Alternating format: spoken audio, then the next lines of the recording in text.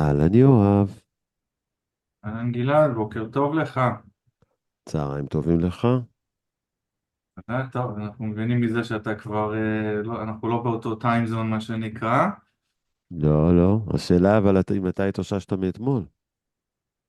האמת שאתמול באמת, למרות שאנחנו רחוקים, עברנו יחד, היה באמת, הבאנו אורח מיוחד שהצלחנו לקשקש איתו כמה שעות טובות, וכן, באמת יהיה כיף לשתף את זה עם הקהל שלנו כבר. חברים, אתמול לי וליואב הייתה שיחה ארוכה ומעניינת עם איש יקר בשם גיא ספיר, חלקה אפילו בעברית. בזכות הקשרים הנפלאים של יואב הצלחנו להגיע אליו ולנהל איתו שיחה שלנו הייתה מרתקת ומרגשת. הוא איש מרשים בצורה בלתי רגילה בחשיבה שלו. נראה לי זה בעיקר בגלל שאנחנו גם ישראלים, אני חושב שהיה לו חשוב, הוא גם אמר שהוא מגיע לביקור בישראל, להשמיע גם את קולו לקהל הישראלי, הוא כמובן לא דיברנו איתו שיחת קולין, השיחה מטרתה הייתה להביא אותו לפודקאסט ולכך הוא הסכים, ורק עשינו הפרדה בין יום ההקלטה לבין הפרסום. אז בלי לבזבז לכם יותר את הזמן, ניתן את הדיסקליימר, את החסות הקצרה, ונעביר אתכם לשמוע את הראיון שערכנו אתמול עם גיא ספיר. אז חברים, כל מה שאמרנו הוא לא ייעוץ השקעות ולא שיווק השקעות, ואין לראות בו כהמלצה לבצע פעולה כזאת או אחרת בנייר ערך. זה רק למטרת לימוד וידע והרחבת אופקים, אז קחו את זה בפרופורציות הנכונות. יכול להיות שדיברנו על ניירות ערך שלי, ליואב או לגיא, יש עניין אישי בהם. וצריכים גם את זה לקחת בחשבון, אז רק ללמוד. מי שרוצה ייעוץ אישי מוזמן לפנות אלינו ונשמח לתת. אז חברים, נותני החסות שלנו הם אינטראקטיב ישראל, חברים טובים שמציעים פתרון זול מאוד ומשתלם מאוד לניהול תיקי השקעות בחו"ל. הרבה יותר זולים מהבנקים, גם בעמלות המרת המטח, גם בעמלות המסחר, מאפשרים גישה למניות בכל העולם, שמאוד קשה להגיע אליהם בבנקים. יש להם אפשרות לקנות חלקי מניות, אפשרות לעשות הוראת קבע, להמיר שקלים לדולרים ולקנות מניות. יש להם פתרון של ניכוי מס במקור כבר, כסף נמצא בחו"ל ומבוטח על ידי רשויות בארצות הברית לתקרה מסוימת. יש לכם גם בתיאור לינק להרשמה עם הטבה של $50, ההחזר על העמלות הראשונות שאתם עושים. כל מי שרוצה לנהל בעצמו השקעות עבור עצמו מוזמן לעשות את זה, ובכיף.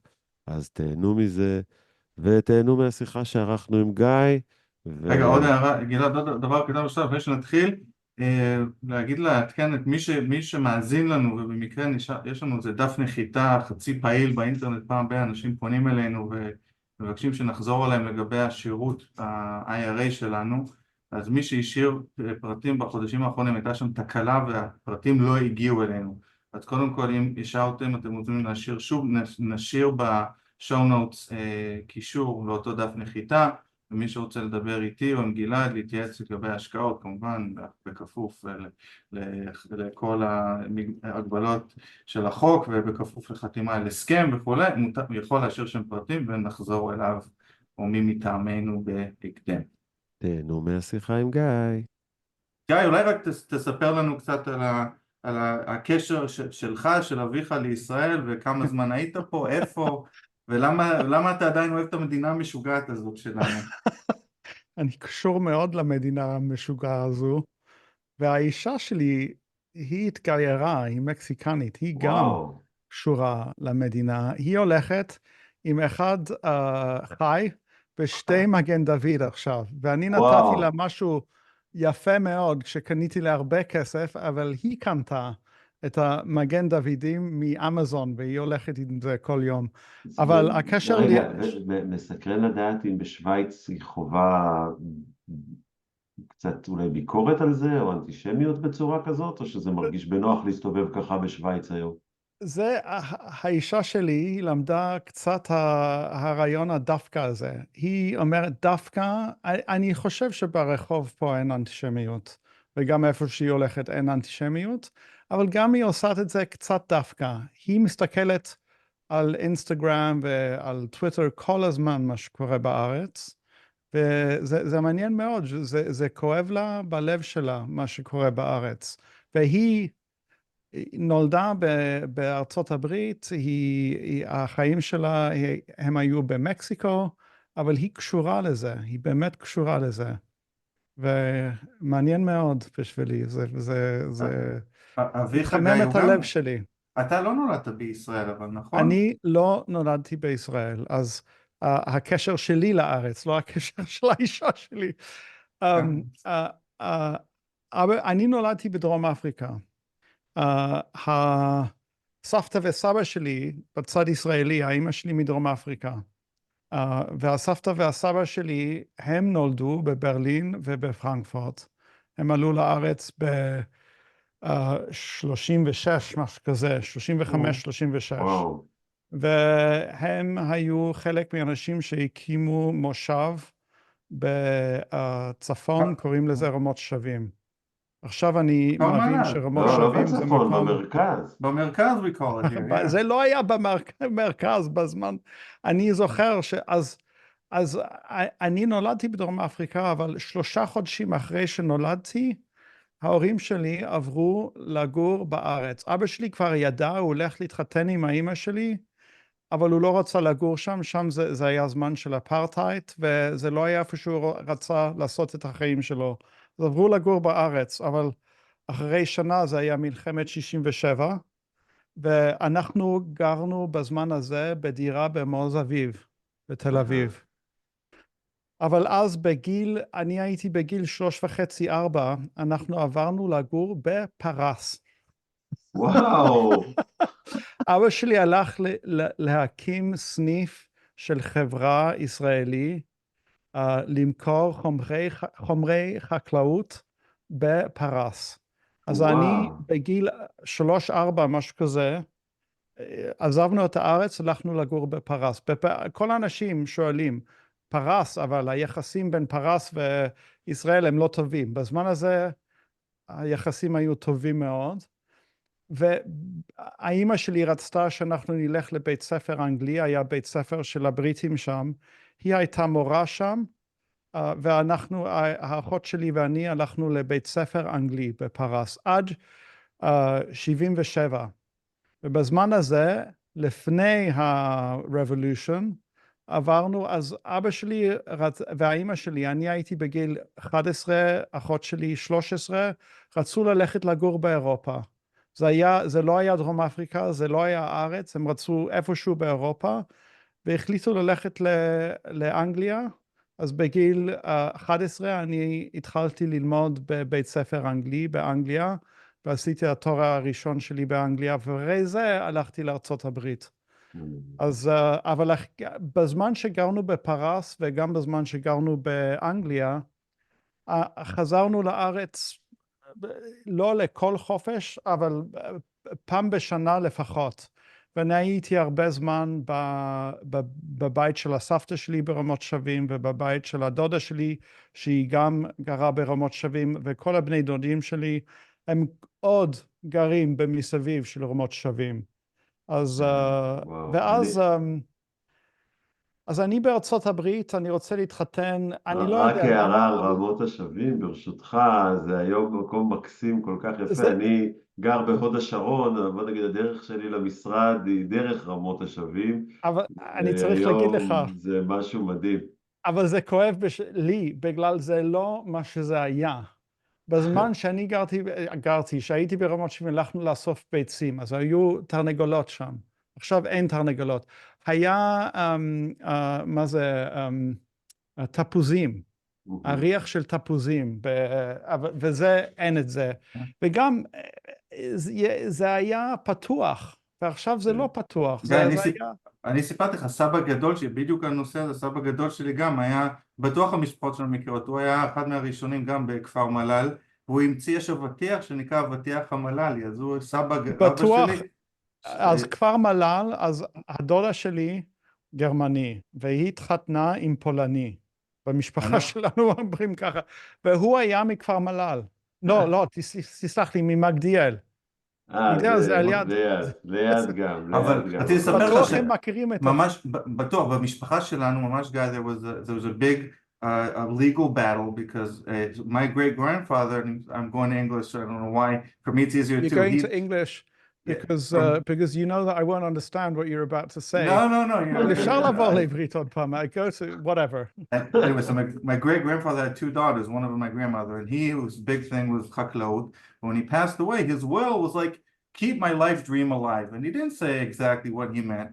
And there was a big, the only sons in the family were grandsons, and they took over the property and they turned it into a whole, no more agriculture. Maybe they grew a few avocados, and the whole place is worth a lot of money because they turned it into a business.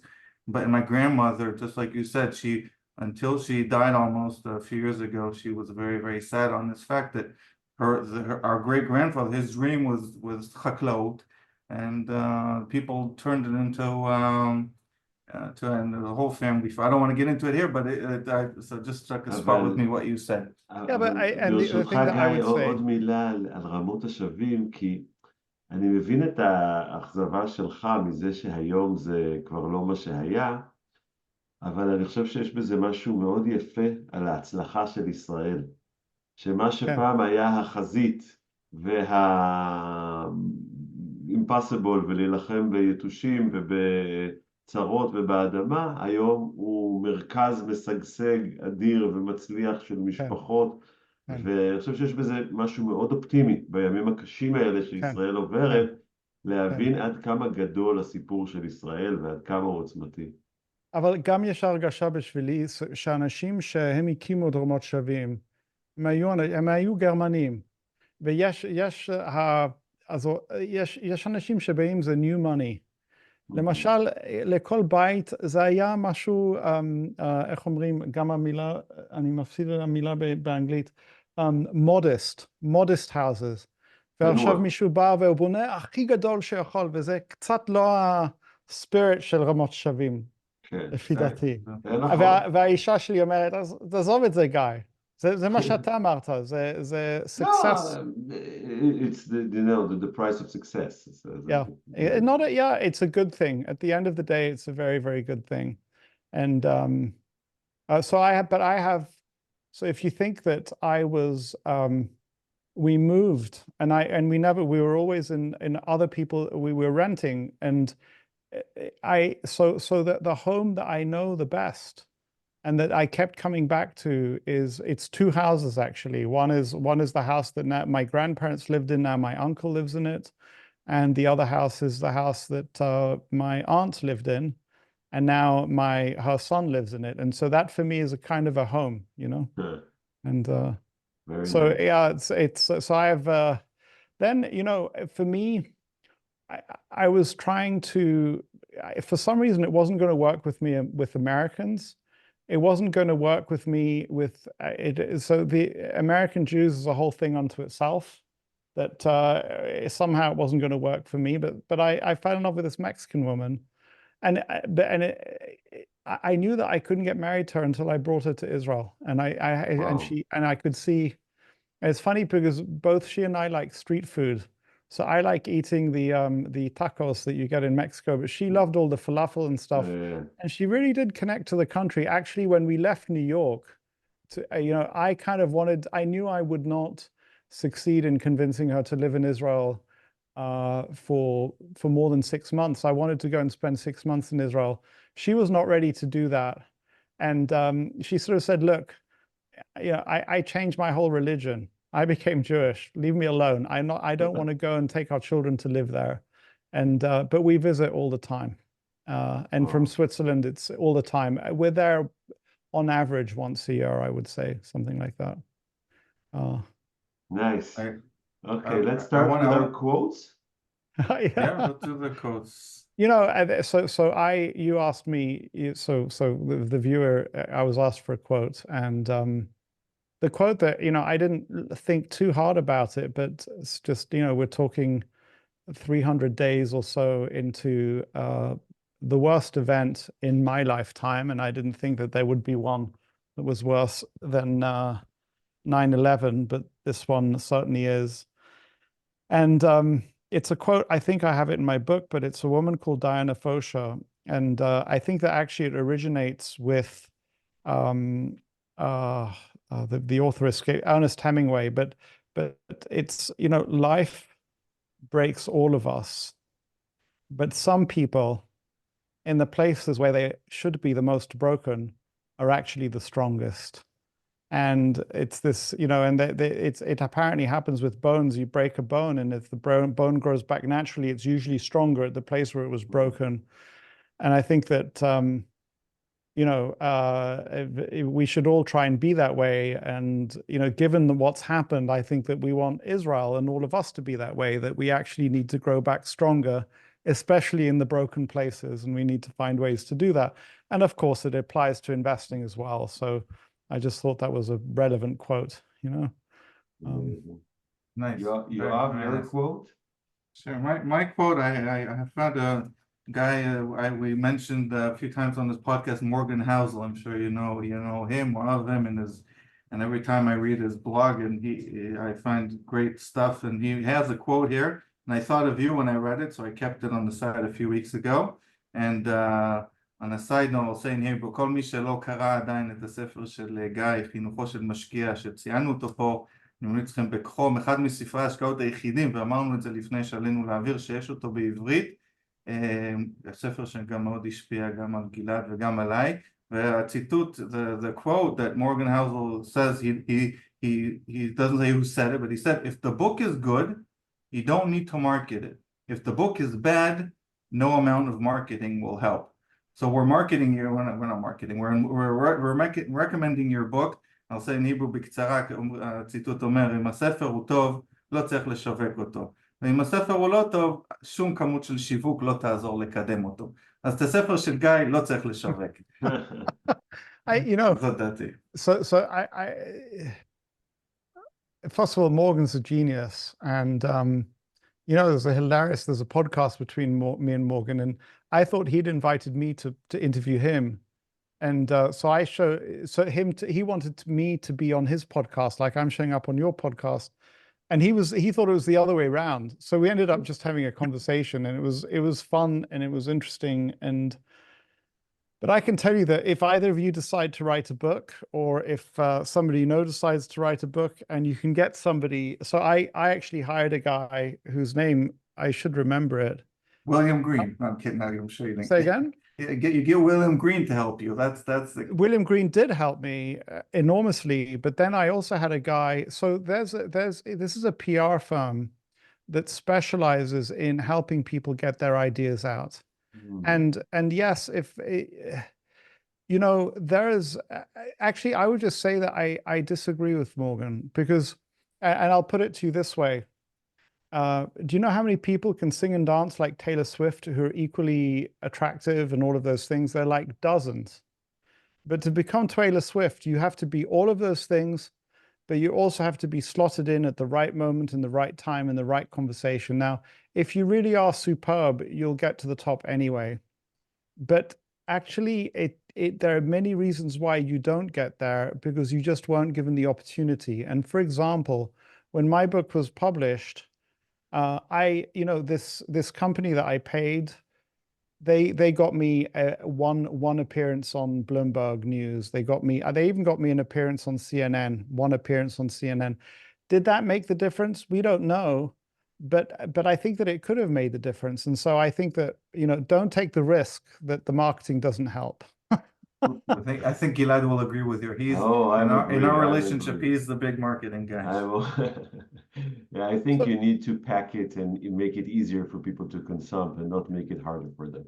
So yeah, and there are 1,000 different things. I mean, if I take William Green, for example, and he came to my book after it was finished and ready to go to press. And there were some chapters were more or less left alone. Some chapters were completely rewritten. Some material was completely cut. From the perspective of this podcast, there were many references to I've learned so much from being connected to the Jewish world. And all the Jewish references were taken out. And I'm like, why? This is the truth. And he said, no, because it turns people off. People don't want to be reading some book that is deeply rooted in one religion. It has to be general. So rather than saying, quoting from Pirkei Avot, it's just a quote, an ancient wisdom, for example. And so because as a journalist, if you're writing daily or weekly for a public audience, you learn what you can and can't say, what works and what doesn't. And so there was a lot that was pulled out. So I think that we're in the business of selling ideas, or if you're writing, you're in the business of selling ideas, and there's a way to package those ideas that helps, you know. And you're not the only one with very similar ideas. And if you want yours at the forefront, then yeah, you do need to market them. So I guess I've just come to a position where I disagree with Morgan. I would also tell you, Morgan is a very, very unusual guy, because I think that every now and then, so Morgan taught me something that he said, look, when he writes only for himself. He says, what would I want to read on the subject? And that was a whole new perspective for me. And it may just be that Morgan's mind is exactly what is the average of his audience, or very close to his audience. And so when he writes for himself, it's the perfect match for the audience. But that might not be the case for us. The rest of us might be. I'll just say for Morgan, he didn't say, he said somebody told him this and just didn't mention the name. So it's not his quote. Right, no worries. Yeah, very smart. Yeah, very smart. Wait, Gilad, do you want to quote before we start? I also brought a quote from Williams Green, from his book, Richer, Wiser, Happier, that I simply love so much, and it's also had a great influence on me. And he wrote about Van den Berg, one of these amazing investors that he loved so much, and had very difficult experience as a child in the Holocaust. He was really tremendous, awful things. But someone saved him. His parents sent him away so the Nazis won't find him, and some Dutch Christians, I think, helped him escape and saved him. And William talks about in the book about Van den Berg's having very difficult time understanding what's good about the world with all the difficulties that he'd been through. And then he thought about the people who saved him, and he was treated with a psychiatry, I think, or a psychologist, I don't know exactly. And he said, why did they risk themselves to save me? I mean, he couldn't understand why. And he told him a quote that it struck me greatly. It says, it's simple. If your life is more important than your principles, you sacrifice your principles. If your principles are more important than your life, you sacrifice your life. And this gave Van den Berg great hope and belief in the goodness of people. And because this is amazing, and it's the same about the situation now in Israel. You can look about the Holocaust and see the horrors, and what's the horror things that you can see in mankind, what difficult things mankind can do. But you can also see the hope that people can sacrifice their life and take great danger in order to save people that they don't know, only because they believe it's right. Yeah. So. And it reminds me of something that Rabbi Jonathan Sacks said. He was the chief rabbi of England, and really, I think one of the great spiritual leaders. I mean, I think that his reputation will continue to grow. I'm sorry, we lost him. He passed away a year ago or so, I think. Not that long ago, and he was relatively young. I think he had he never talked about it. I think he maybe had some kind of cancer. He knew he was going to die, and he did the best he could, and he never ever complained about whatever it was that took him away early. He was in his 70s maybe, and he said, people ask the question, where was God in the Holocaust? Why did God forsake well, not just the Jewish people, he forsake many sections of humanity? And his response is kind of like a similar answer. It's like God was in acts of kindness, acts of bravery, acts of saving individuals. That was where you could find the divine, if you like. So and that's that's what we're required to do.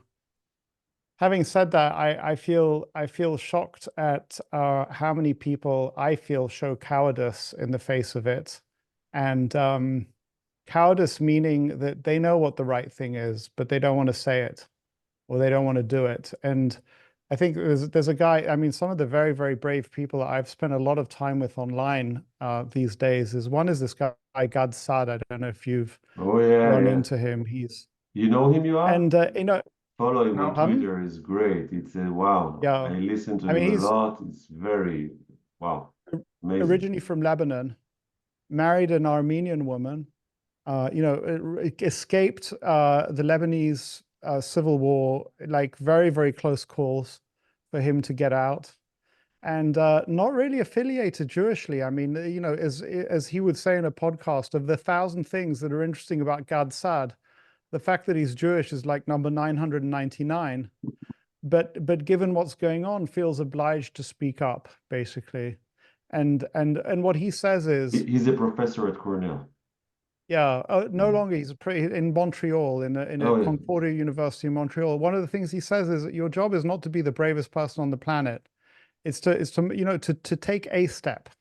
Take a step in the direction of what you know is right. So nobody's saying to speak out in such a way that you lose your job, or to speak out in such a way that you endanger yourself or your family, but take a step, do something, and I've kind of shocked at how many people don't actually. But and I would say, I mean, this is a podcast about investing, but I spent at least 3 weeks in complete shock after October 7th for all the reasons that you know, and probably are not interesting to go over again. But I started tweeting about it, and I had followers, a large number, especially from places like India, and then I went and deleted them all because I thought, no, I need to keep this for investing, and they're not interested in reading my quote political tweets.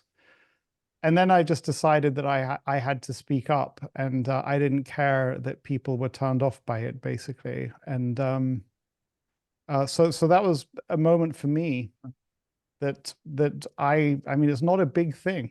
It's in comparison to, Shmuel. Yeah. Shmuel's the guy in Katzrin or in the Golan Heights. I met him through William Green, by the way. I don't know if you know. That's how I met him before, and that's how I got to Value X. Right. So anyway, but and he sent warm regards. He heard you were coming, and he said, "Okay, you have to online say hi." He's you know really, him very well now as well. He spent the summer with you.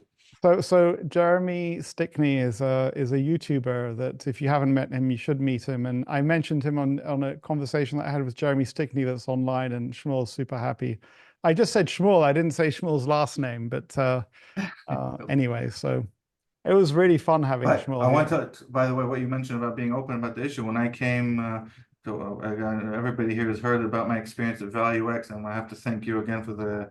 And of course, glad that you're part of it. I'm already booked for next year. Just so you, it's a great honor. So before I went, my wife were telling me keep a low profile. It was in the end of January when these things were still, and they still aren't over, sadly. But anyway, so it's like keep a low profile. No Israel, no that, no. And I came and in the beginning of the conference, you openly spoke about Israel. I don't remember what exactly you said, and you mentioned Shmuel, and I felt so, and I felt that everybody there, and many people were from all over the world, were very, very supportive of what was going on. So I think you did have a huge, you did have an influence, and you didn't keep a low profile in any way on this matter, at least. During I think that the key for me is that I think, I don't want to turn it into, I want people from Dubai, from the UAE, from Iran, from Kuwait, from Saudi Arabia. I mean, they should all feel welcome, and we're all pushing towards the same goal, and I've had so far so good, one of the people I was most impressed when I talked to was, I forgot his name, from Iran. One of them, the guy who lives in London, the money manager. We had a great conversation as well. And we both said it's just our stupid governments. If it weren't for the governments, our people would get along much better. But let's not go into politics. Let's go to investments, Gilad. I think that's probably where you want to take us. Guys, forgive me for, my heart is with every single hostage and even every family member of the hostages. I think of them daily, and I'm praying for their release. Maybe by the time this podcast is out, they will be released, and we will all be far happier. Amen.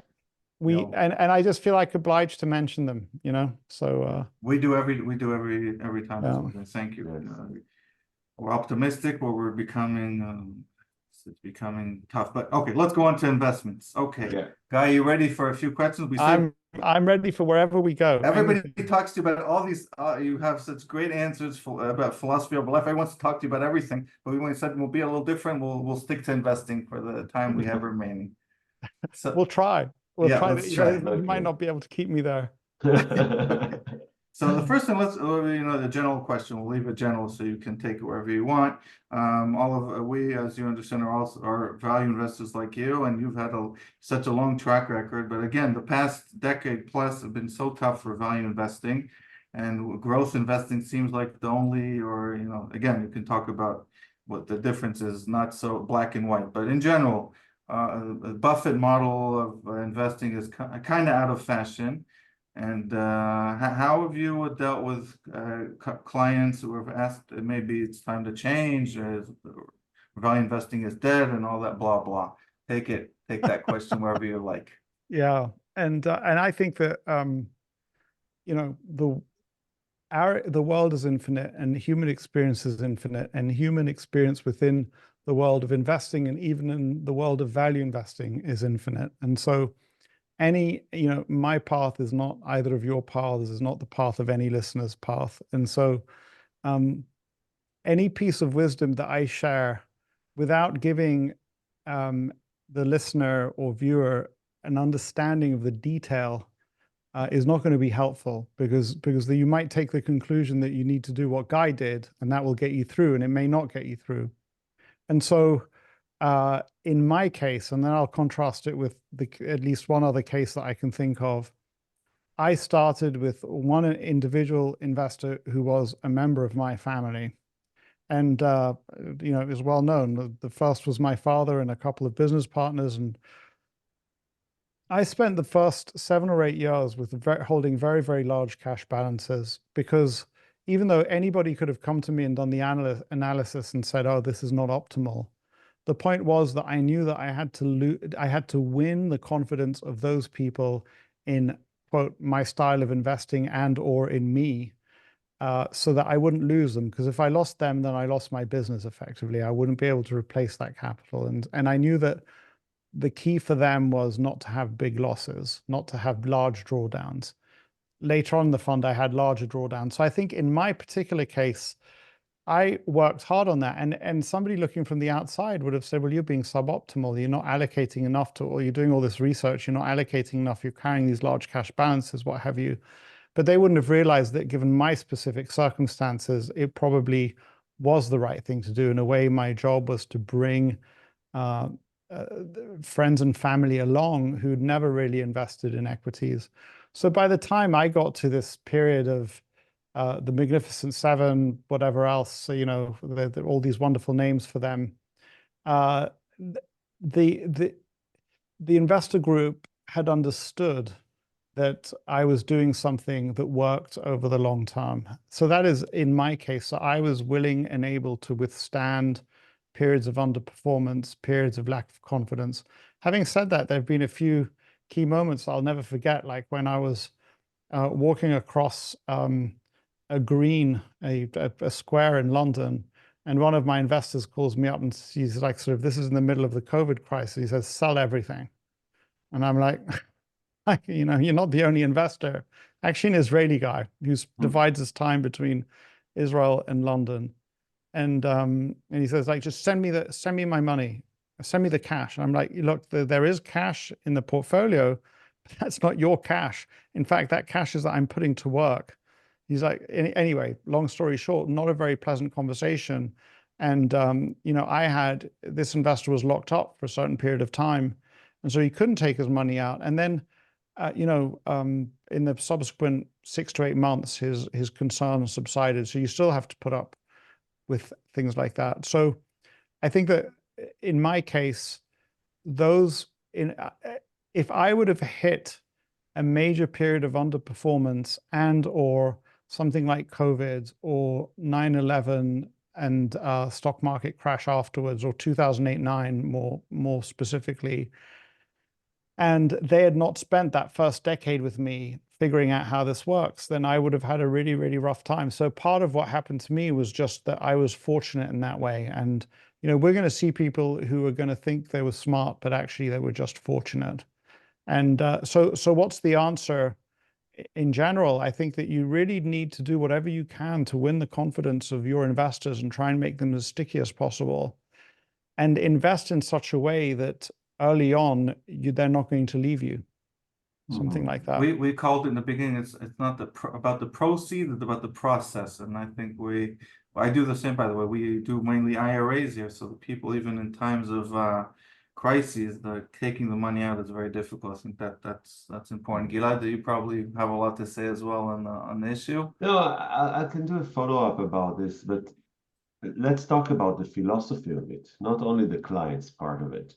I mean, when we look in the last 10, 15 years at the markets, and you see that you can index your portfolio, put it in the S&Ps, get 15% IRRs, why do you need the hassle of value? A lot of people are saying it, and a lot of people are questioning the philosophy of the value and say, well, you cannot really find true value. You can do it sometimes, but you cannot do it systematically, and the markets are efficient. Right. So why go through the hustle, just not enjoying the great returns of the markets? First of all, I'm not sure what the S&P has done in recent. It's not on the top of my mind, but 15%. So a classic thing that happens with in cocktail party conversations, people say, "Oh, I can get 15%, 20%, whatever they say," and they're doing selective accounting. They're selectively accounting for a part of their portfolio, and they kind of like, in retrospect, forget another part of the portfolio.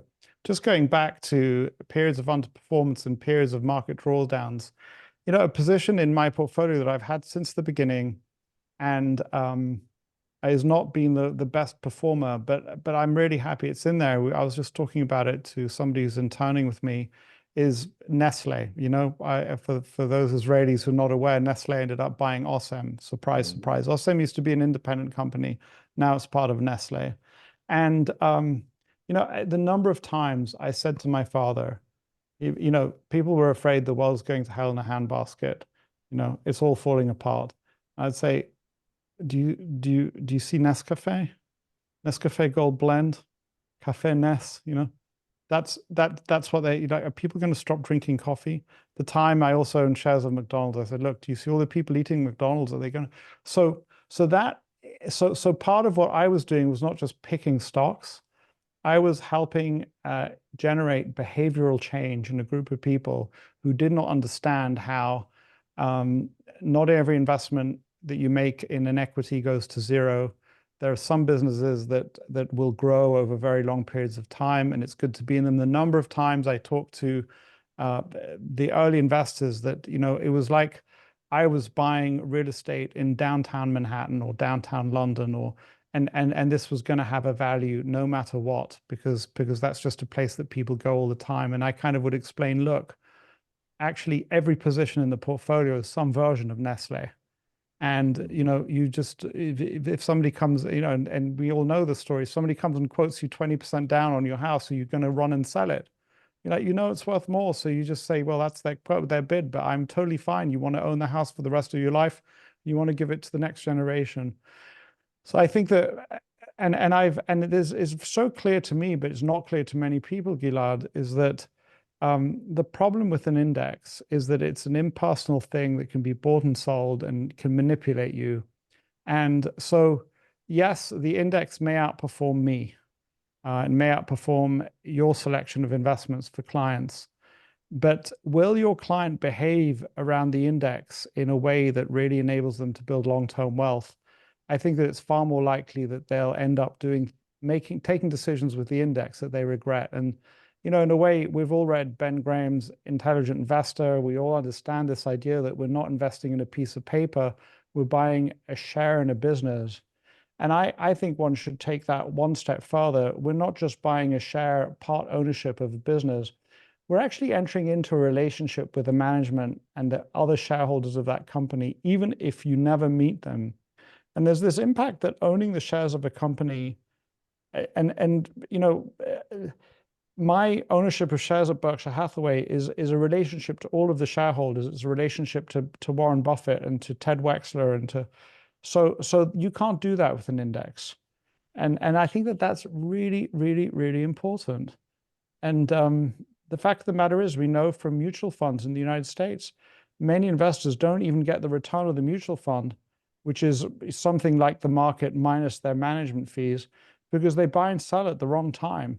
So this idea of developing a relationship, and I actually have it down to make more effort to to go to the shareholder meetings of the companies that I'm invested in. And actually, even if it's a great business, if I don't get excited about associating with the management of that business and with the shareholders, then I think it's probably a less good idea to own them. So interesting about what I would say, maybe to connect with another question I have for you about the coffee can portfolio. The younger generation listening to us, they might just do what you say or get connected to the wrong businesses. Let's say people today might get overly connected to Tesla, Nvidia, or super micro stuff, all this stuff talking about. So I know you also wrote about it this year in your annual letter. What do you think about the coffee can portfolio, about buying a great company, not touching it, or another when something gets too the valuation gets crazy, would you be willing to sell it like the companies I mentioned? What do you, and I know you've had mistakes in the past selling too soon. Yeah, plenty. So what do you think?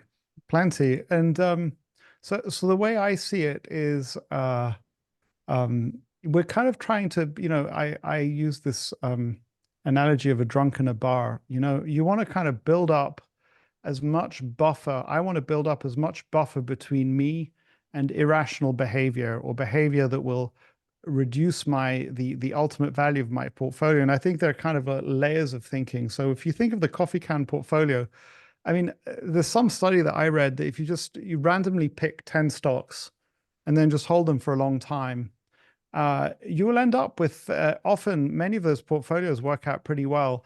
But what is interesting is that they work out pretty well not because every company does well. If you go bankrupt and one or two are huge successes and the rest do very little. So there's evidence that shows that just holding on for a long time. So that's kind of like a first level, and I imagine, if I don't manage to do anything else, maybe I'll just be able to hold on to something for a long time. So that's just with your permission, I'll just say in Hebrew to our listeners in free what the coffee can portfolio is. Gilad, you probably want to... אני לא רוצה לשמוע מה זה בעברית, אולי נלמד קצת עברית פה. אולי נגיד לך, לא נגיד לך להגיד, אני אספר, רגע, יתקן אותי אם אני טועה, אבל יש ניסוי מפורסם... אני לא יודע אם אני יכול לתקן אותך בעברית, אבל אני אלמד. In English. I think it was in the 70s, היה מנהל השקעות מוכר. גלעד, סיפרנו את זה פה, נכון? אבל נספר שוב למי שלא שמע. אז היה איזה מנהל השקעות שניהל כסף לבעל ואישה, והבעל היה מקבל כל המלצת קנייה ומכירה של מנהל השקעות. אני חושב שזה אשתו שהקשיבה רק לקניות ולעולם לא מכרה שום דבר.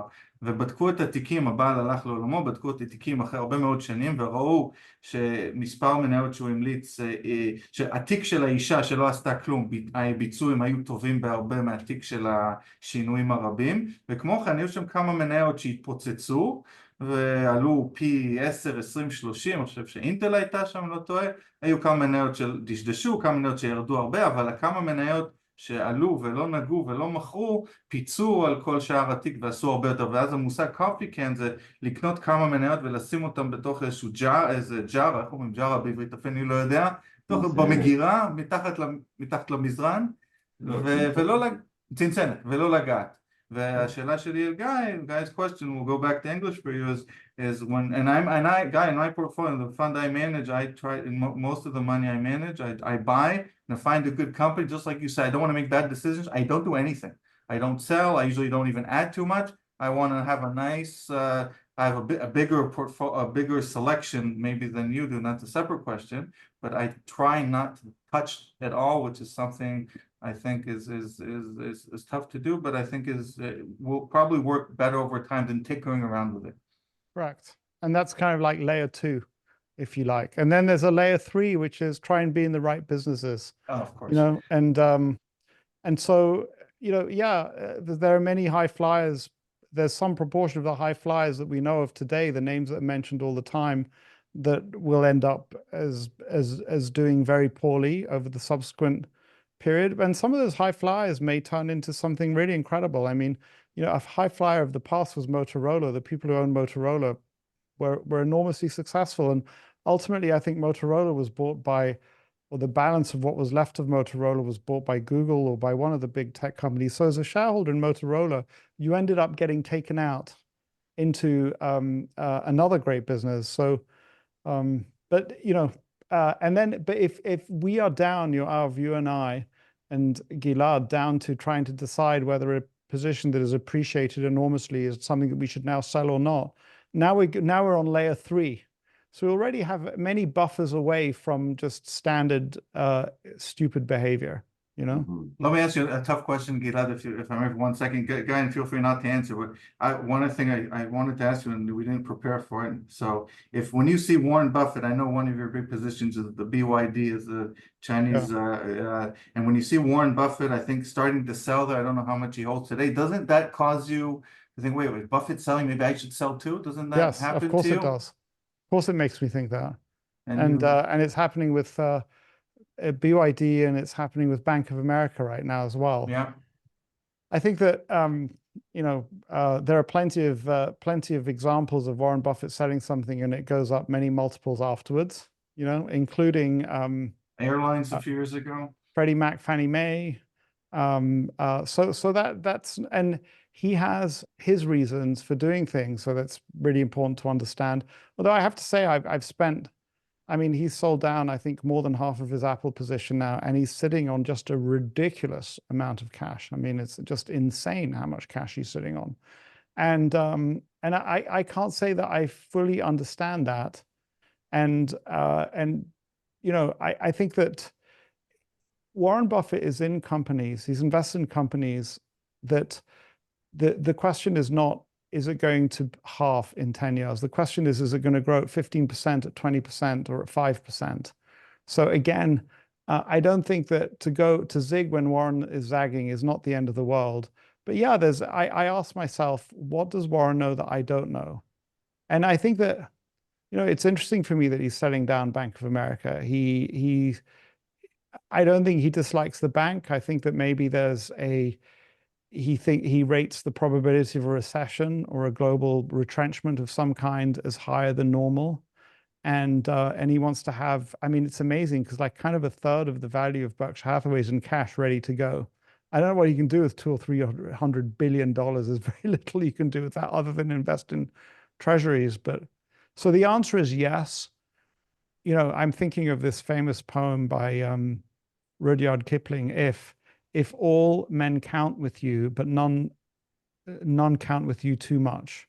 So yes, it's a data input and I have to think about it. And I do think about it. So far, it hasn't brought me to change what I'm doing.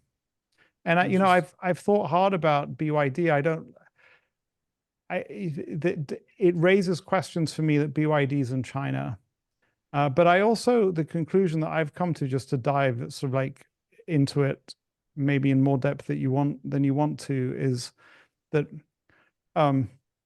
if the worst happens and China and the West go to war with each other, I think we will avoid it. I think that you know, at the end of the day, the rational minds in both places will choose not to go to war. You know, they want to, both places, even the kind of whoever Xi Jinping is, I don't think that he wants to get too far away from delivering increases in standard of living to his population. But even if they were to go to war, the nature of the war is not going to be to find ways to punish BYD shareholders or Alibaba shareholders. The nature of the war will be all sorts of military actions, God knows what, sanctions maybe, but they're not going to come in because there are so many Chinese living outside of the United States, and there's so many shareholders of Chinese companies that are very important to China's interests. And it would be very, very hard for China to come and try and start to distinguish between the shareholders who are kind of, quote, enemies, so to speak, and who aren't. So I think that the rivalry is certainly there. We can't rule out that it breaks it out into a shooting war, but that's not going to affect the investments at the level that I'm investing at. And, you know, the market climbs a wall of worry. if you like. And the underlying thesis, if I just go to Bank of America, I don't think is hurt by the fact that Warren Buffett is selling it. It's still and that's the kind of thing that Warren Buffett invests in, you know? So something that, you know, for the people who are doing coffee can investing and are kind of buying something at random, one of the filters that I think has been very helpful to me, and even if it doesn't generate me better returns, it generates more behavioral consistency, is invest in businesses that build the civilization. So I think what's beautiful about BYD is that they're not military hardware, they're not cyber something, security, whatever. They're about mobility.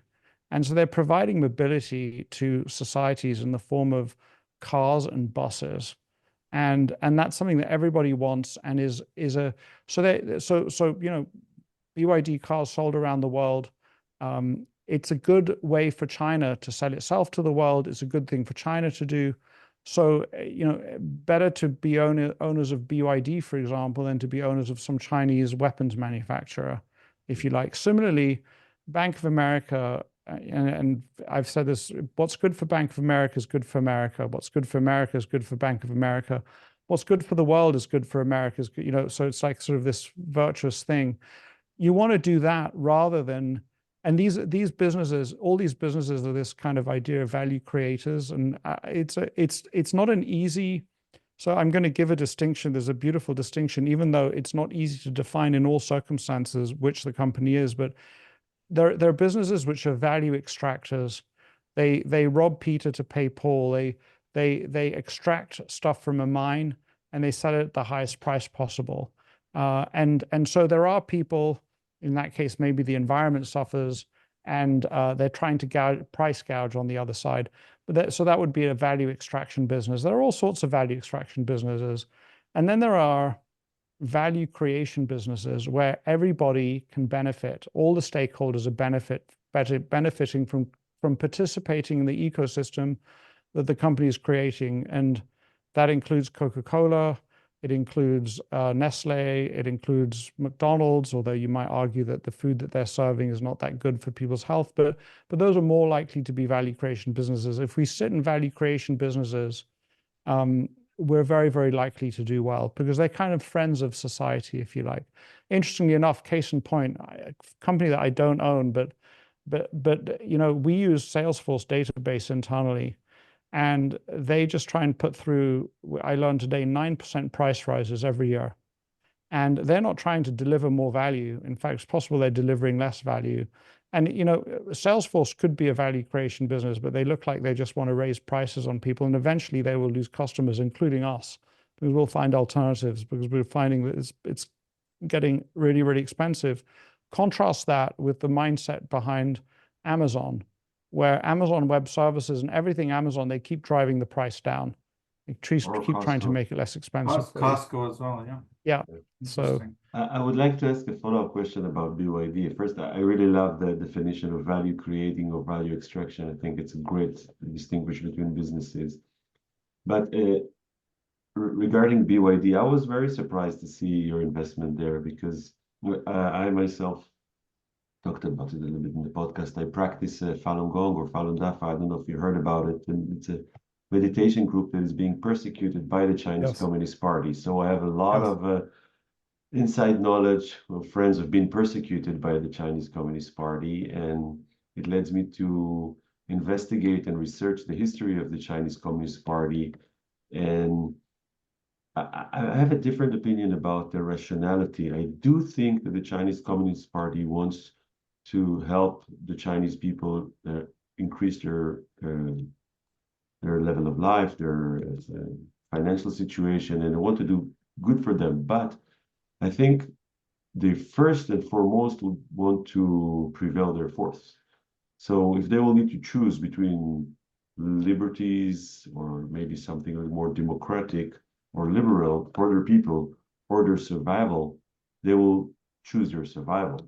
And the people might suffer and companies might suffer. And we saw a few examples for companies in the last few years that suddenly with great changes in laws that simply wiped out values of company. So investing in this kind of uncertain environment where the government is actually communist and might, hurt the company in a while, it doesn't seem dangerous to you? Well, first, before I go there, I'd like to elaborate on your point, because I think it's a beautiful point that is worth making even more generally. So, as I understand it, the Russians saw perestroika. Sorry, the Chinese saw Russian perestroika. It was a communist party running Russia, and they saw what happened. It fell apart. The Communist Party of Russia fell apart, and yeah, we now have an autocrat back. But that was not a good outcome. And so whatever the hell Boris Yeltsin was doing in Russia, the Chinese Communist Party absolutely 100% does not want to do that. Another thing to say that it's interesting that, and forgive me for going to political philosophy or history, is that Karl Marx, wrote Capital in London, and his idea was that the proletariat, the working class, would rise up. But that's not what happened in Russia. It was serfs. It didn't happen the way Karl Marx said it would happen. And what's interesting for me, and I don't know the history nearly as well as I'd like to, is that you had people like Trotsky and Stalin and those early Bolsheviks who were like, yeah, we've read Marx, we want a revolution. How the hell do we activate these people to get a revolution? How do we activate these uninterested serfs? Something about the end of World War I enabled them to do that.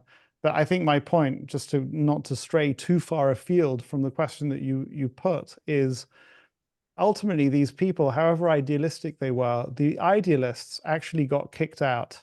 And you got people who ruled with an iron fist. That's what Stalin was. And they're, in a way, these sort of communist parties, then certainly not communist, they're thugs at the end of the day. And so your point is they understand this extraordinarily well and are very, very quick to clamp down on people's freedoms. And effectively, China is not a free place. And I think that, and I balance that against their fear. So if you're in the Communist Party, you don't want to do a Russia. And you know that if you continue to deliver increases in standard of living for the population, the pressure is off. And if you fail to do that, the pressure on you is on, the population will become more unstable. So you live in mortal fear of not delivering growth. And but so that's as far as my kind of political analysis goes. I have deep misgivings about investing in a country which engages in systematic human rights abuses. And somehow I feel like, because it's a very large country and can do what it likes, and somehow it's balanced by their desire to deliver growth and the fact that they have delivered growth. So I feel a lot better about being in China than I would to name a country that there's been a lot of debate about between me and Monish Pabrai, than Turkey, because Turkey is an unfree place, becoming less free. And having visited Istanbul a couple of times in the last 2 years, I mean, I think that owners of capital are doing pretty well. But if you're not a rich capitalist in Turkey, you're being gouged by inflation and what have you. And so at least in China, they are delivering for the population in some way. And I think that the answer I don't actually have. So that is all a long way of saying I don't have an answer for you. At the end of the day, I think that at the center of all governments are thugs, even in Western countries, but particularly in China, that's the case. Particularly in Russia, that's the case. And I would tell you so this is not some kind of, this will demonstrate maybe how irrational I am, but the story of my investment with BYD is that I had missed a number of investments where I had observed Lilu, Charlie Munger, other smart people making investments where I said, I don't understand, so I'm not going to do it. And, I can't, and, in a way, I've made this mistake in the past where, where there's smoke, there's fire. And I sort of said, well, there's smoke, maybe there's no fire, and so sometimes in investing, you can't get all the facts yourself. You have to infer from other people's behavior. You have to make rational inferences and say, okay, what's the likelihood that guy is trying to mislead me or the rest of the world? If he's not trying to mislead me, what information does he have that I or she have that I don't have access to? And what does that tell me? So in the case of BYD, I really knew so little about China, about Chanfu Wang, about the automobile. In the time, they weren't even in automobiles. They were just in mobile phones and batteries. But I had this inference from Charlie Munger and Li Lu. And I said, you know, I'm going to allow that to influence my assessment of the probabilities, if you like. And so, and what's happened to me with BYD is that, I don't know, 5 million investment turned into 50 million. You know, it's not a terrible outcome. And then I'm applying in a way the rule that Yoav just described, which is if you can, leave these damn things alone. Don't play with them and pay attention to what's going on. And so I think that my answer to you is you raised some really, really good points. And I just sort of made them in a slightly different way. I can't, you know, I'm not going to pretend that I know better than you. I don't. But it's just one consideration amongst many considerations. And so for now, I in a way, I want to make your points as strongly as I can because they should be in the front of my mind, but they haven't outweighed other considerations like, you know, hold on to your winners type of deal. So Interesting. Thank you. Guy, you mentioned Monish. So let's stick with him. What we wanted to ask you. You had that famous bet with Monish, which ties into the great debate, maybe call it Buffett 1 and Buffett 2, where Buffett 1 was more deep value, ashkot erech, mamash nets, that kind of investing, and Buffett 2 was more buying great companies and holding on. And your wager with Monish is kind of that deal where I think Monish bought Suntec, which was a good company, but he bought it at a really cheap price, and you chose MasterCard. So if you could expand a bit, what kind of investor you are. By the way, who's winning the wager as of now? Or I don't know because I'm not sure that Monish owns Suntec, and I think that I haven't heard him talk about Suntec recently. So I think that one of our trips to India, I met the CEO of Suntec, and for everybody's benefit, Suntec is a real estate developer. India is got some amazing things going on, and I hope you're okay for me to just briefly tell the story because it's really fascinating. Yes, please, so, of course. Of course, I'll tie it into politics in Israel, but there's something really interesting, and you know, and forgive me because I'm going to talk about Islam for a second, even though I'm outside of Islam. I think that you know, we are reminded from time to time of the great times of Islam around the 10th century in Baghdad. The people who were in charge were extremely open-minded. It was possible, according to something that I recently read, it's possible to be gay in Baghdad. Obviously, they tolerated different religions. There was enormous amount of scholarship going on. The best medicine was practiced in Baghdad. People would travel from. So why am I saying that? Because we forget in these times of women wearing veils, and so much, well, especially if you're in Israel, it seems like so much violence being preached. And you know, you can see the roots of that in the Quran, but there have been times when Islam's been extremely different. And I think that, and I really, so because we live in a time when there are Islamic people who are similar to the people in Baghdad who understand that history. And I think that they're in places like Dubai and the UAE. And the people who run Dubai, it's not a perfect place. Some people claim that there's a version of slavery going on. But in a way, they've understood the way, who was it? Deng Xiaoping visited Singapore and realized, holy moly, I don't want to be communist Mao China. I want to be like Singapore, and I don't care what we call it. We're going to become more like Singapore. And those guys in Dubai and even, you know, I don't fully understand what's going on in Qatar, but they want to do that, and they are doing that. And so that is a model for the future. And the more Muslims and people from the Islamic world who visit places like Dubai, what it shows them is that you can be modern and you can be rational and you can have all the good life that the West has and still be traditional. And that is the model. And in a way, what happened on October 7th is a debate going on in Islam between, you know, one reaction, which is to become super orthodox and to go back to the sort of like literal readings of the texts. But there's another version, which is to be the way they were in Baghdad and to say, my God, there's so much we can learn from the world and so much. So anyway, why do I say all of that? Forgive me for going to politics, but it's a positive message, I think. And the, you know, and even it's we need to help to push the world in that direction because that's the future.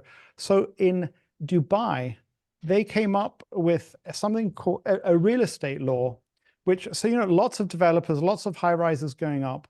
And how do you regulate this? Many real estate developers are crooks. And they kind of make promises to the people. They buy off the plan and then they never deliver. They deliver far less than they promised. The house fall apart, whatever. So they have a system of real estate registration in Dubai, which is a bit like the SEC in the United States, where any developer has to file a plan. And then, you know, you make promises in that plan, the buyer buys off the plan, but if you fail to deliver, you got the government coming and breathing down your throat. And so it's been a really, really powerful mechanism to enable capital to flow into the real estate sector in Dubai. And India, they say, we don't know how to do this very well. We've got real problems with overcrowding in cities. We've got a lot of corrupt real estate developers. Let's go and copy what Dubai has done. And or UAE, I can't remember which.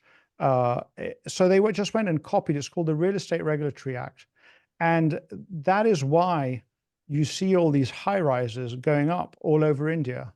And there's incredible real estate boom that's going on in India. And so Suntec Realty is one of those companies that's taking advantage of that. And what happened was there was a bifurcation. See, I brought it back, even though I did a detour around the Islamic world. So there was a bifurcation where if you're a really small real estate company that couldn't afford to do the kinds of filings that you needed to do, then you went away. And so there was kind of barriers that went up around the industry.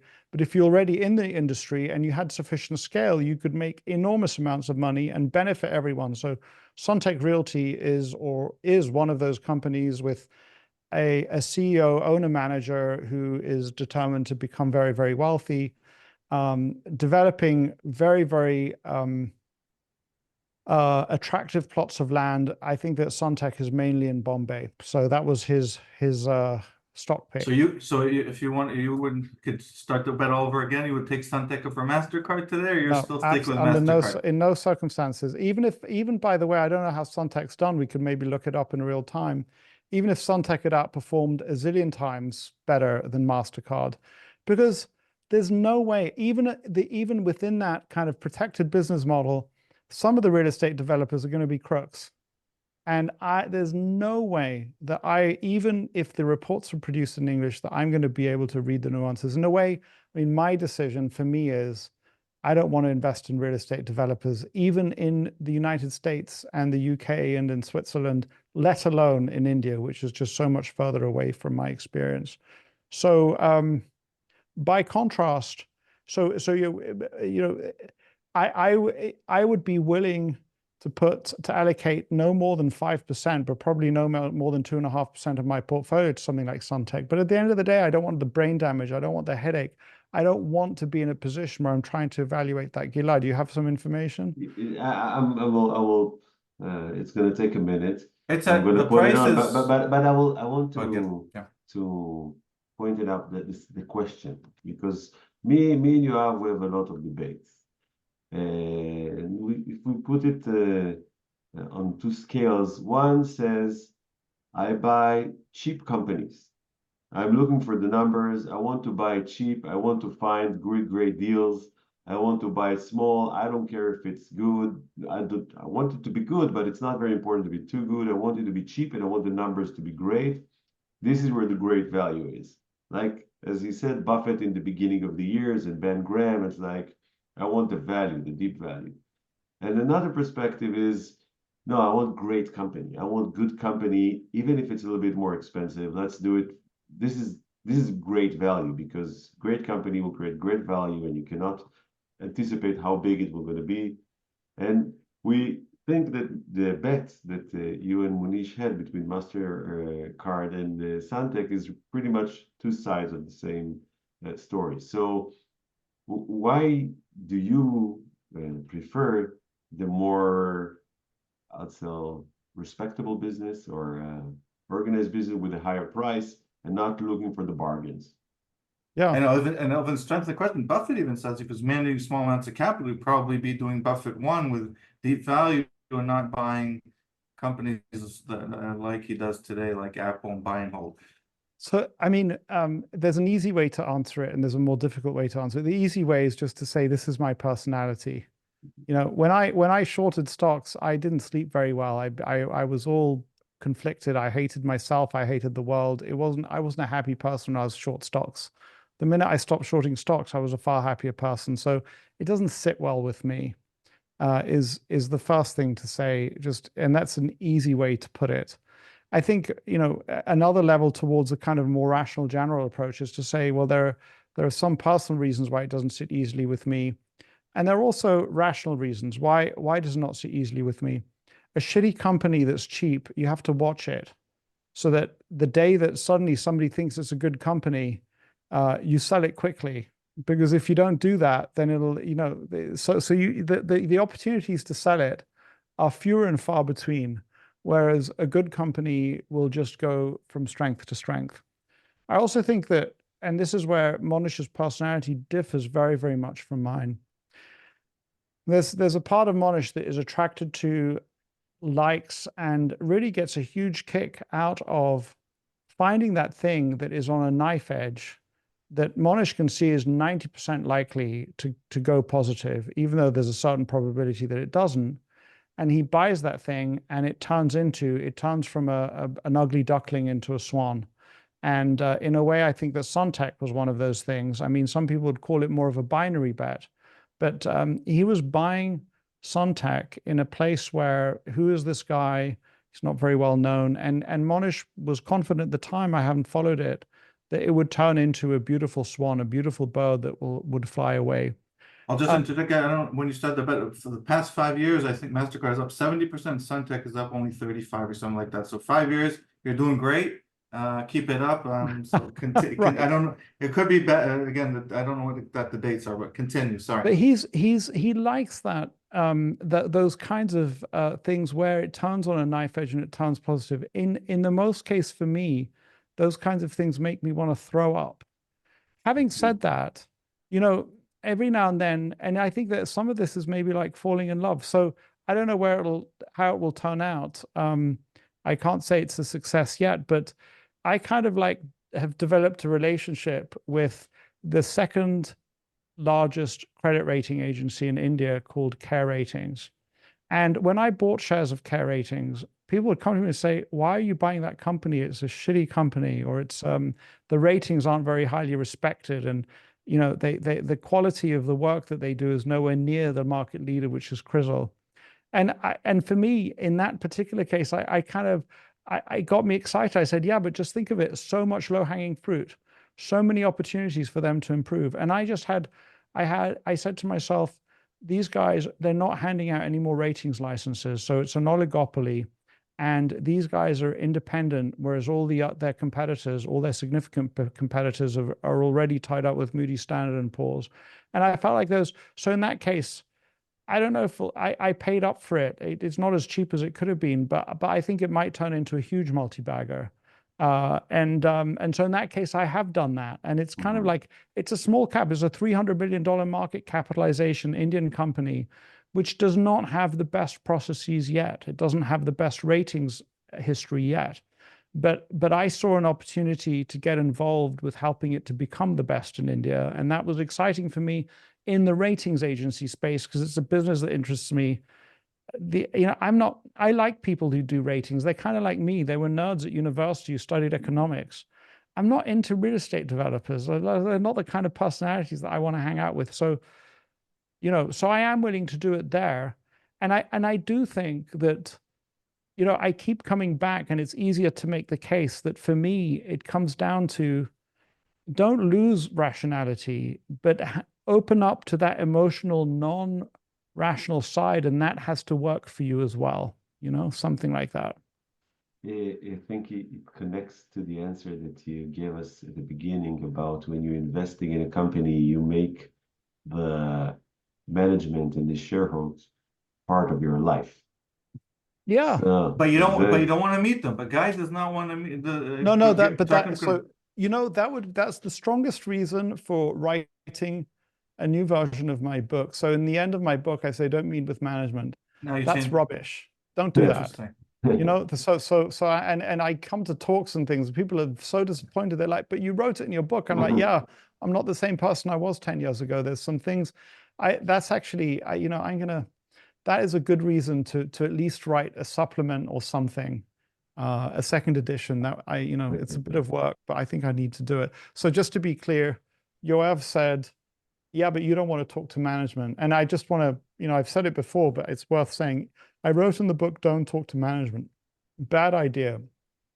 Do talk to management, but realize that you will be heavily swayed by what management says.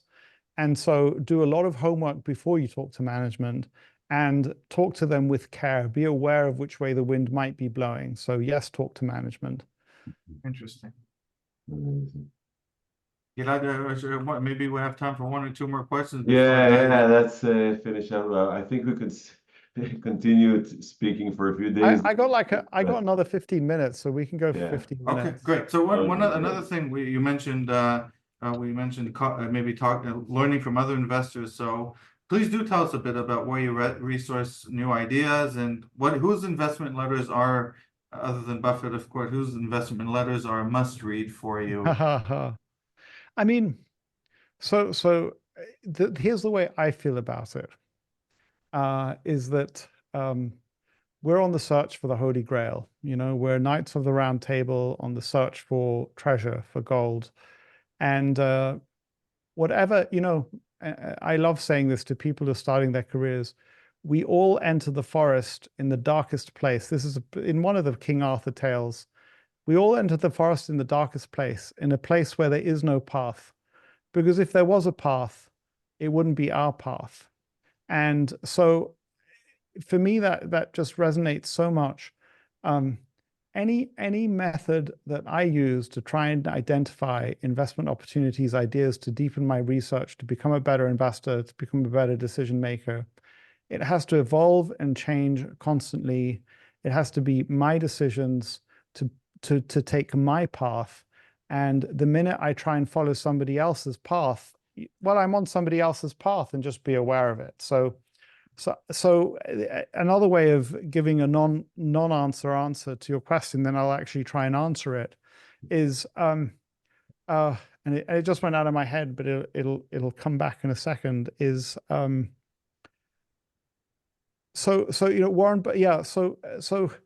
Warren Buffett says, start at the A's. Try everything, do everything, be everything. Don't ask anyone for what the right way is. You have to try it all yourself and see what is working for you, and what will work for you won't work for me, and what will work for me won't work for somebody else. It's your journey, not anybody else's journey. So what does that mean practically for me? Maybe that's a better way. So I think, first of all, I don't think there's a right answer. And it's like, so how do you get from A to B? I don't know. Are there trains? Are there bicycles? Can I walk? Is my leg broken? Do I have a wheelchair? So what does that mean for me specifically? Where did I start? Warren Buffett says he started at the A's. I certainly started with the Berkshire Hathaway annual reports. And I was reading the annual reports, and I saw Geico, and I was like, okay, let's go download Geico's annual report. That was a publicly traded company at the time. Let's go not download. I had to order it up. There was no internet at the time. Coca-Cola's annual report. And I was like, my God, Coca-Cola. What about Pepsi-Cola? What other drinks companies are there in the world that have businesses similar to Coca-Cola bottler businesses? Having said that, it would have been easy enough for me to do the due diligence on Monster Beverages, one of the highest performing stocks. And I never did it. I didn't do the due diligence, and I was like, yeah, Monster Beverages, they're never going to be able to compete with Coca-Cola. What a bad, cut short of a decision and an investigation. But so you see how quickly you know, you read, oh, Warren Buffett and Charlie Munger read Value Line. I'll go and get Value Line. I'm going to leaf through pages of Value Line. You hear about people running screens. So I think I do. So forgive me because I'm kind of giving a non-answer answer. Do everything, but do it intelligently, and don't try and, yes, use other people, what you know other people are doing as a starting point, but very quickly you will end up making it your own. So I mean, I ended up investing in Crizzle in India. The whole reason why I went to India is that I had an investment in Duff and Phelps, this credit rating agency in the US. And then I had an investment when Moody's was spun out of Dun & Bradstreet. I was like, I like ratings agencies. But I was also looking at ratings agencies in Indonesia. There was a privately owned ratings agency that, you know, at the time I thought, oh, I don't know, maybe I should buy, maybe I can find a way to buy shares of those. Then I also went and said, well, rating, you know, we're rating bonds. What about rating an individual through an education by giving them a degree? Isn't that the same thing? I looked at businesses that did hospital ratings. There was a business called Health Grades that did hospital ratings. And so, so what's but then at the same time, I love running screens. So, you know, I can dive into screens, and what happens to me is I run a screen and I end up pulling out 3 or 4 companies, and then I'll print out information on them and try and scratch around. So, you know, I'm kind of like a little all over the place and trying to give an answer to this. No, maybe this is the answer. Maybe this is the answer. Maybe your answer is the way you source ideas is from many different places and without any systematic one to do it.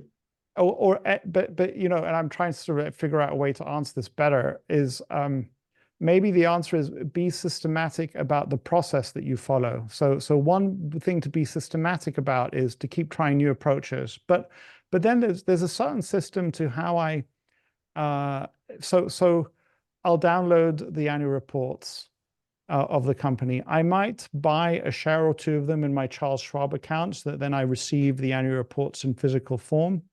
I might add them to a watch list on my Bloomberg monitor. Then I have something that I do that I really enjoy doing actually is, so I get the annual reports, and I'm just going to grab one now just for fun randomly because they sit here and I go through them. Bear with me. I'm going to step away and come right back. No problem. So it happened. I literally pulled off the shelf. I pulled around when I got meta, believe it or not. But you know, so the key is to get the physical annual reports. I think for me, I like receiving the physical annual reports. I think there's a lot that you learn. Different annual reports are put together differently, and that reflects something in the company. But in the proxy statement, I like to look at the compensation table to see how the company reports the compensation of the owners and managers. And then I like to see the shareholder list to see how they report the shareholder list. And then something I started doing is that if there's the address of one of the shareholders, I'll send them something. So, you know, or if I get so far with a company that I'm reading transcripts of their conference calls, if somebody asks an interesting question on the transcript, I'm now going to go and look them up on LinkedIn and see if I can identify the person, maybe send a connection request, and then maybe send them a book or send them a piece of research. So I'm trying to integrate the search with a kind of an engagement with the world, and something where the set of relationships that I have and the network that I have after a day's worth of investment research is slightly different to the one that I had in the past. And so, yeah, I think that, so just scratch. There's so many places to scratch, and you just keep scratching, basically. And usually, how long would it take you to feel that you know a company well enough to invest in it? Is the process of weeks, months, days, or more? And so you know, I'll tell you. So what are some of the companies on my list right now that I don't mind talking about? So when I ended up investing in Bank of America, it was, you know, it took me 3 minutes. I kind of suddenly realized what was going on. I was like, oh my God, this is crazy. They don't need the capital. Everybody thinks they're going bankrupt. They're not going bankrupt. Warren Buffett's just given them $5 billion, and I can buy the warrants for next to nothing. This is so obvious. And so that took a matter of days.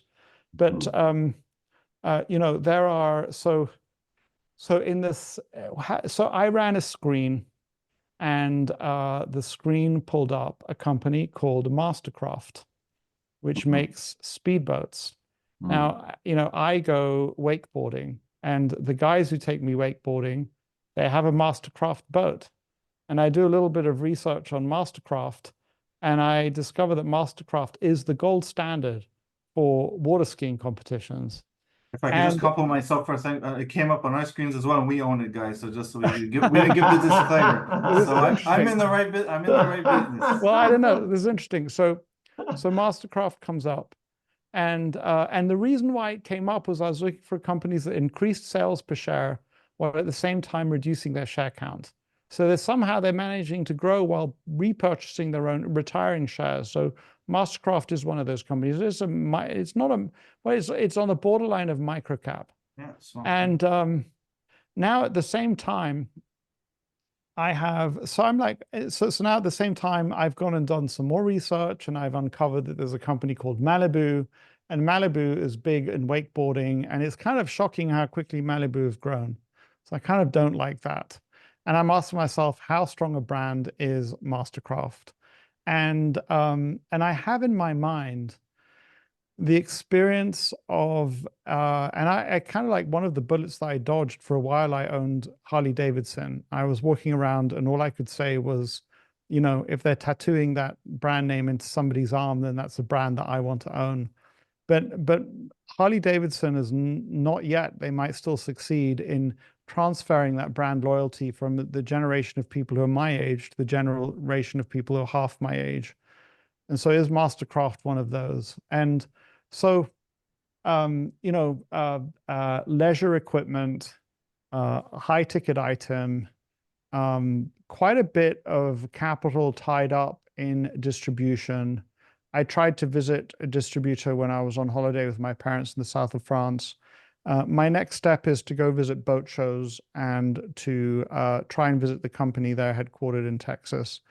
And it was a really shocking moment for me and a learning moment for me when I discovered that during the financial crisis, Warren Buffett had lent money to Harley Davidson, but he hadn't bought the shares. And I thought, if anybody can understand Harley Davidson, Warren Buffett can, and he could have bought the shares, but he didn't. And that was like, wow, that's really interesting to me.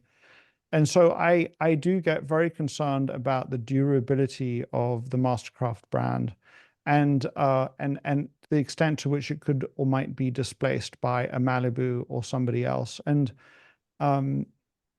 so you know, I've been doing research on that for 6 months. We'll continue to do research. I have no idea where it will go. I think that probably the company will do extraordinarily well, but I'm not yet ready to furnish my portfolio with it. So it's something I look at, I don't own.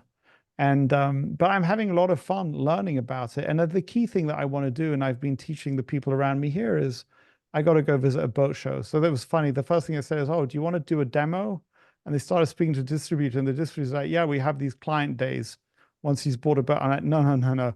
I want to go to a place where everybody's selling their boats, and I can go and talk to distributors, customers, manufacturers, and just try and understand what's going on.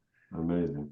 But that's that particular investment, you know. So it can range from all those two different extremes, if you like. And there's some level on which, and this is really interesting for me, is I think that the investments that I've made significant amounts of money in and most enjoyed owning have been ones where, in my meeting with the management, I've said, my God, I'd love to be the guy running this business. I would, if that was, I would really enjoy that. That would be so interesting and so much fun. And so I can be clear, I don't want to be in the real estate developer business. Horrible. I don't want to run a real estate. No, sorry. I don't want to be. But on the other hand, credit rating agency, I'd be super excited. Run an investment exchange, Chicago Board Exchange, something like that. I'm like totally into running one of those or being in the top management of one of those. Mastercraft, I'm not sure yet. I think that, you know, I don't think any of us would complain to run Ferrari, you know? If Ferrari is the gold standard in engine-driven brands that are fun for us, where does Mastercraft fit into that? It's kind of in the same category, sort of. And Ferrari just seems to, but I own shares of Ferrari. I asked myself, if Harley Davidson can be knocked off its perch, could it happen to Ferrari? I mean, I think you have to say it could. And will it? Who knows? I mean, and so that's where Mastercraft's a lot less expensive than Ferrari, a lot less It's expensive. really cheap. Yeah. So it's kind of fun. There's where my mind is on Mastercraft. But we might have to try their product before we become convinced. The product is excellent. The product is really excellent. I mean, I've water skied behind a Mastercraft boat, and it's got, and for what it's worth, maybe you already know this. It's not just that the product is excellent, because many people can make excellent boats. It's authentic. When you're water skiing behind a Mastercraft boat, it's the real deal. Whereas if you're doing behind a Malibu or some other boat, it's not the real deal, So, interesting. Okay, we're running out of time, and we do want to have a recommendation. In the end of every episode, we try to give people some kind of recommendation that is not directly related to investments, maybe about a leisure, about a movie, a book, a restaurant, a trip, something nice. So if you have something to share with our audience, it would be very nice. I hope that this lands well with you and with the audience. So I saw the question, and what I want to say is visit Israel. Wow. And it's been painful for me. I have since October 7th, I have not visited Israel. I have a daughter who's at university in the US, a son who up to recently was at school in the UK, another daughter who was here, and it just didn't work for us to come to Israel. But I think that if you've already been to Israel, it's important to go, especially at this time, visit the regions.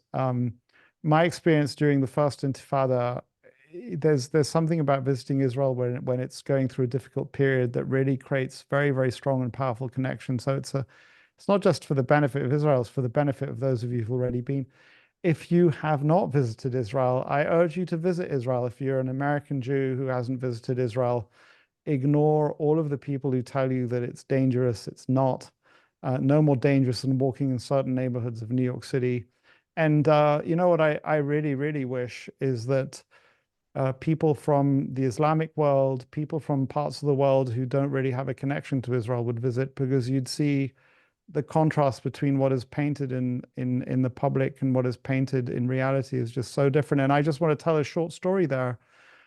I have this forum, and Monish and I are part of this forum. We visited Israel as part of that forum, and I traveled with Monish to Israel.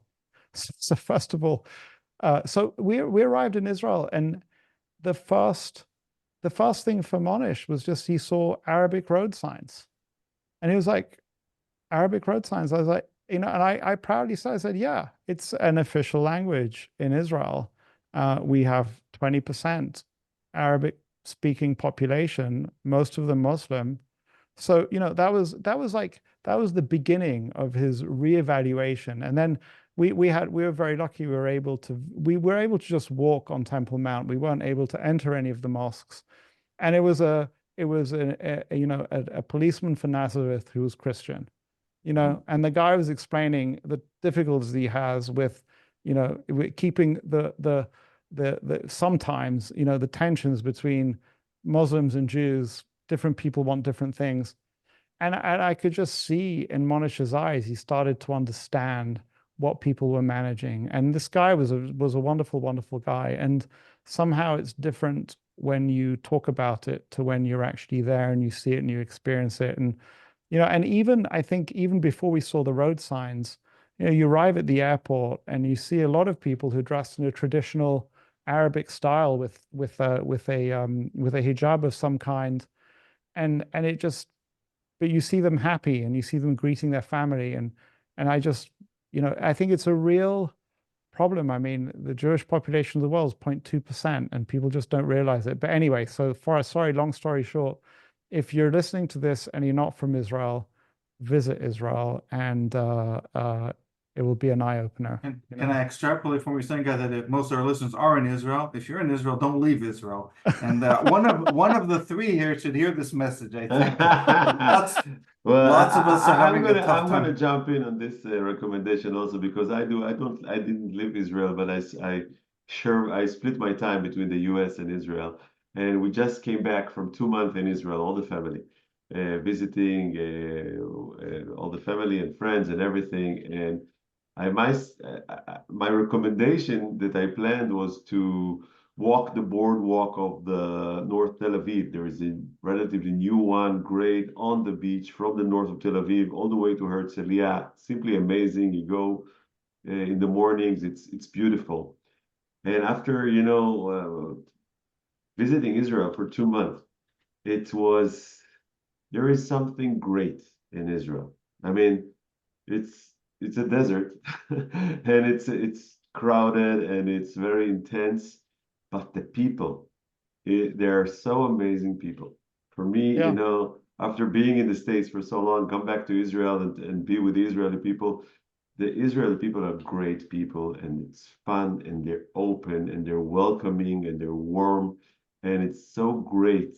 Although it's very hard, they're very difficult times, very painful times, and it's quite depressing in many ways, mainly for Israelis.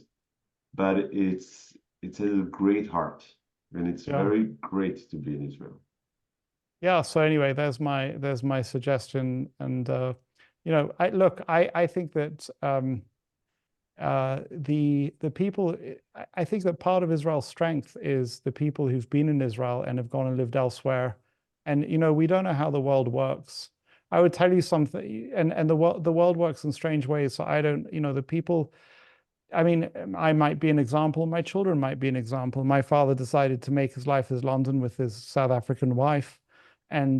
But his children and his grandchildren potentially are deeply connected to the country, and we bring things back to the country, and so that exchange of all that stuff is also good. But yeah, so one thing to do is visit Israel. I think that in terms of portfolios, I do think that there's a benefit to thinking of your portfolio as like a room that you're furnishing. You're furnishing a room. Put it. Don't buy the best piece of furniture. Don't buy the cheapest piece of furniture. Buy the piece of furniture that you really like, you like looking at, that makes you happy. I mean, the idea that Warren Buffett has been expressed at the Berkshire meetings of, the Museum of Modern Business, put into your portfolio things that are kind of like really an expression of your deep values and what you really love to see there, And I think it might make you a better investor as well. So. וואו, גיא, טוב, נעבור לעברית לסיום, כן, לא, עכשיו נתרגם את כל מה שגיא אמר בעברית. לא צריך, אבל נסיים בעברית ונגיד לך עוד פעם, תודה רבה. כן. זה היה ממש מעניין וכיף. אני לא יודע, גלעד, איפה אתה גר בארצות הברית? באפסטייט ניו יורק. אפסטייט ניו יורק. כן, זה נקרא מידלטאון, אם אתה מכיר. מידלטאון. יש דבר אחד שאני אוהב כל כך הרבה ב-Upper West Side בניו יורק, כשזה אחד המקומות הכי טובות להיות יהודי. יש כל מיני קהילות שאפשר ללכת וללמד בכל מיני, in different ways of being Jewish, which is just like fantastic. But לי חבר טוב ב-Upper West, אני הולך לבקר אותו.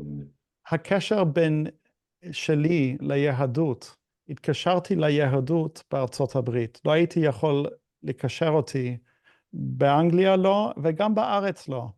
בארץ או אתה דתי, אתה חילוני. ובארצות הברית אפשר להיות באמצע. יש יותר מקומות עכשיו בארץ שאפשר להיות באמצע. אבל בניו יורק זה הולך טוב מאוד, ואני אוהב את זה. אני רציתי, ההמלצה שלי הייתה, רק בקצרה אני אגיד, ההמלצה שלי הייתה מתקשרת למה שאתה אומר, גיא, בעוד המלצה לארץ ישראל, גן החיות התנ"כי בירושלים. When you come to Israel, guy, there's a zoo. זה מקום בחדשות, עכשיו היה שם נכון, היינו שם באותו יום. An alligator bit some guy there. Anyway, we were there on that same day, but the kid's such a great time. What you see there is Israel, so many different types of Israel. You see many, like the Haredim, you see non-religious, you see Arabs, you see the microcosm, and in there, in the zoo, everybody gets along with Israel in Israeli manner. So I think there's a good place to be in Israel during August is Jerusalem, with great weather for Jerusalem. Even though it was very is that right? Yeah, it's cooler. It's cooler. Gilad is originally from Yerushalayim, so I was born and raised in Jerusalem. Oh, interesting.